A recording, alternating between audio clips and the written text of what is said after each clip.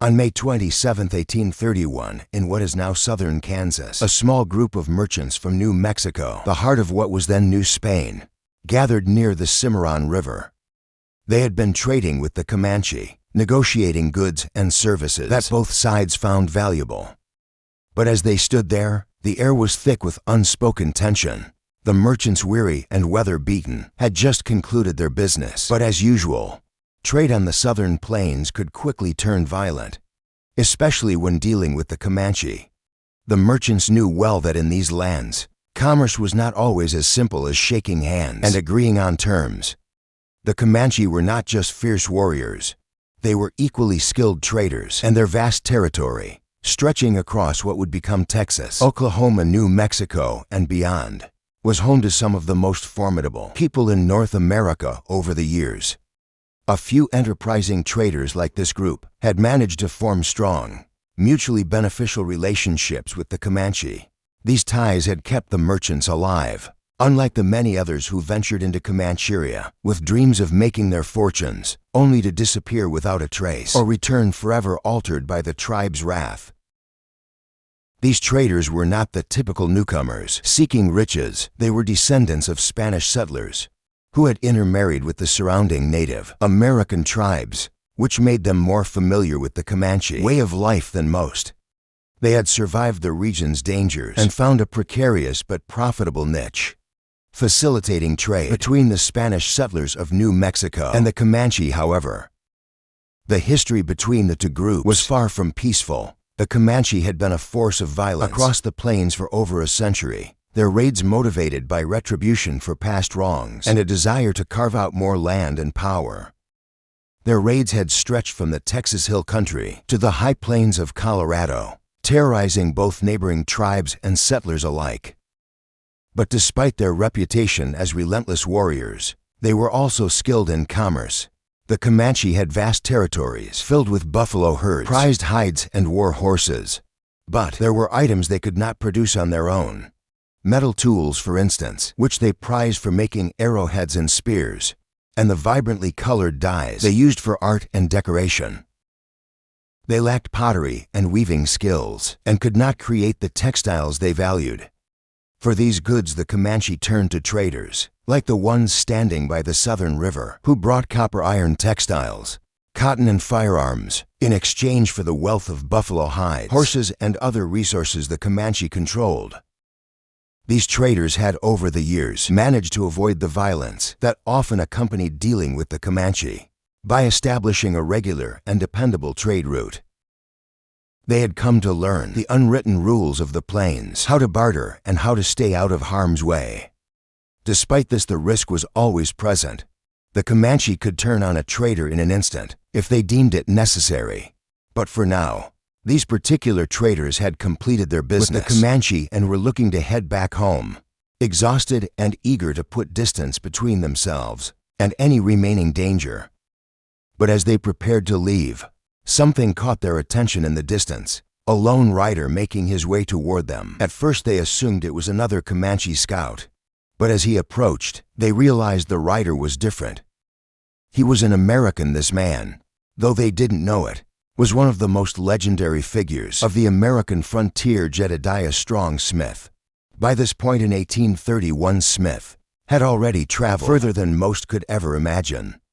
He had seen and survived more of North America than any man alive. His journey had begun in upstate New York, leading him through the Great Lakes and St. Louis. From there he had traversed the Dakotas, the Rocky Mountains, the Mojave Desert, and much of the West Coast, including California, Oregon, and even into Canada. His adventures had seen him survive attacks by the Iroquois, the Mojave, and the Umpqua tribes, and he had endured a brutal, grizzly bear mauling that had left him with permanent scars. In short, Smith had been through hell, but he kept moving, driven by an unrelenting sense of adventure.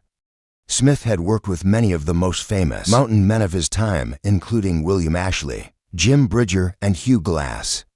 In fact, many of those men had met violent ends in the pursuit of fortune in the wilds of North America, but Smith had survived it all. However, despite the trauma, Smith had remained steadfast in his faith and his belief in capitalism, hoping to build a future for his family. He had returned to St. Louis in 1829 after one particularly harrowing journey, promising his family and friends that he would retire from the mountains. He bought a house and even sent money to Ohio to help his father, but like many frontiersmen before him, Smith could not resist the call of the wilderness for long. In 1831, Smith found himself again, caught in the grip of wanderlust. The opportunity to lead an expedition to Santa Fe, a growing hub for trade, seemed too good to pass up. And so, he joined forces with William Sublette and David Jackson, leading a wagon train carrying goods to the area. The journey seemed straightforward, and for the first few days everything went smoothly. But soon the group encountered trouble. The water they relied on began to dry up, and by May 27th they were completely out of fresh water, both for themselves and their livestock. Smith and his partner, a man named Fitzpatrick, set out to find water. They headed south toward the Cimarron River, hoping to find a spring that would provide much-needed relief. But when they arrived, the water was undrinkable, too salty to quench their thirst. They found a small depression in the land where water might collect, and while Fitzpatrick began digging, Smith ventured further south to search for another spring. It was then that he spotted the Comancheros, Spanish traders who had close dealings with the Comanche. The Comancheros were wary of Smith's presence, as they knew the Comanche were nearby. The relationship between the two groups was tense, and they did not want to risk angering the Comanche by associating with an outsider. They told Smith that the Comanche were close and warned him to leave immediately. Despite the danger, Smith pressed on. Knowing that his party's survival depended on finding water, the Comanche Arrows, unwilling to offer more help, pointed him toward a spring a few miles away and sent him on his way.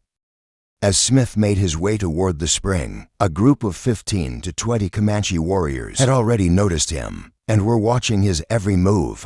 They had likely seen him before he even encountered the Comancheros, and they were ready to act. The Comanche viewed Smith as a threat, not just for the potential disruption of their territory, but also because of the larger context of U.S. expansion. The Comanche were fiercely protective of their land, and anyone crossing their path was considered a trespasser. When Smith arrived at the spring, the Comanche closed in, surrounding him in a crescent formation. He tried to communicate with them, using sign language in his broken Spanish, but the warriors were not interested in negotiating. The tension in the air was palpable. The Comanche taunted Smith's horse, trying to spook it into throwing its rider. Smith, trying to remain calm, attempted to make a deal, offering his possessions in exchange for his life. But the Comanche had no interest in bargaining.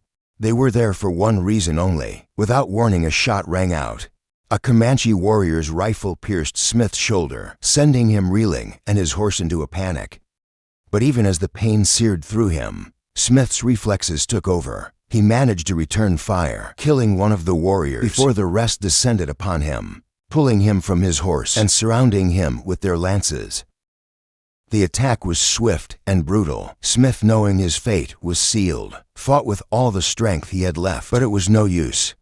The Comanche's superior weapons and numbers overwhelmed him. The warriors mocked him as they beat and stabbed him, their anger evident in every blow. In just moments, Jedediah Smith was dead, his body left behind on the plains. His horse, rifles, pistols, and other possessions were taken, and the Comanche, having avenged their fallen comrade, disappeared into the vastness of the plains. Smith's body would never be found. It wasn't until days later, when the Comancheros encountered the Sublette Jackson party on the Santa Fe Trail, that the tragic story of Smith's death would be confirmed. The Comancheros, having traded with the Comanche, showed Smith's rifles and pistols to his brother Austin, who would later send a letter to their father in Ohio. The letter, written by Austin Smith, revealed the heartbreaking news. Your son Jedediah was killed on the summer of May 27th.